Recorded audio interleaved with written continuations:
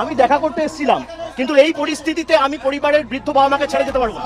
দেখুন এখানে মিডিয়া রয়েছে, তাও চাল ভাঙার চেষ্টা, ঘর ভাঙার চেষ্টা, দেওয়াল প্রায় ভেঙে দেয়, জানলা দরজা ভেঙে দেয়। আমরা ভয় পাওয়ার লোক নই।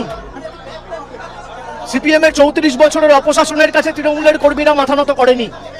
বিজেপি যদি ভাবে ধমকে চমকে আমরা ঘরে ঢুকে যাব, তারা মূর্খের স্বর্গে বাস করছে। কিন্তু যে পরিস্থিতি আজকে এরা তৈরি করেছে, আমার মনে হয় সিপিএম এর বা ওই মধ্যযুগের বর্বরতাও এদের কাছে লজ্জা পাবে। যেভাবে মানে মাথাটা বেঁচে গেছে খালি আমার একটা হেলমেট পরেছিলাম বলে। আমার এখানে যারা সহকর্মীরা ছিল এরা বুদ্ধি খাটিয়ে একটা হেলমেট, দুটো হেলমেট জোগাড় করে রেখেছিল, বললো দাদা এটা মাথায় পড়ে নি। আপনি দেখুন আমার জামা কাপড়ের অবস্থা, 15 বছর চশমা ভেঙে দিয়েছে, ঘড়ি টড়ি প্রায় একদম ছিঁড়ে, বেল্ট টেল্ট সব ছিঁড়ে দিয়েছে। পুলিশ নেই। আমি সংবাদ মাধ্যমের প্রতিনিধিদের বলবো যে এই প্রশ্নগুলোই আপনাদের তোলা উচিত। আমি এখন যেভাবে এসছি আমি একইভাবে বেরিয়ে যেতে পারি, কিন্তু আমি হয়তো বেরিয়ে গেলাম, এই যে সঞ্জুর বৃদ্ধ বাবা মা তার উপর তো চড়াও হবে এই ছেলেগুলো, এই বখাটে ছেলেগুলো যাদের পেটে ঘুষি মারলে কখ বেরোবে না।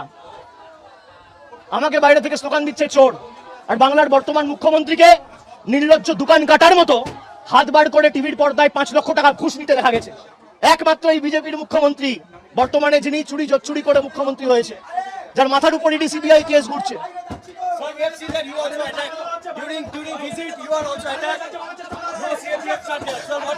Nothing. They want to kill me. এরা আমাদের প্রাণে মারতে চায়।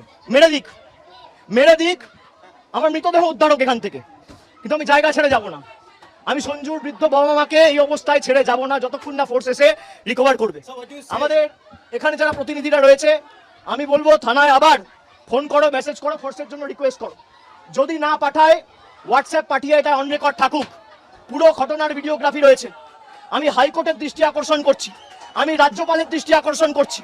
কি বাংলার পরিস্থিতি, এখানে প্রায় 50 জন সংবাদ মাধ্যমের প্রতিনিধিরা রয়েছে, দরজা ভাঙার চেষ্টা করছে, পুলিশের একটা লোক নেই। কি পরিস্থিতি হয়েছে আপনারা দেখুন।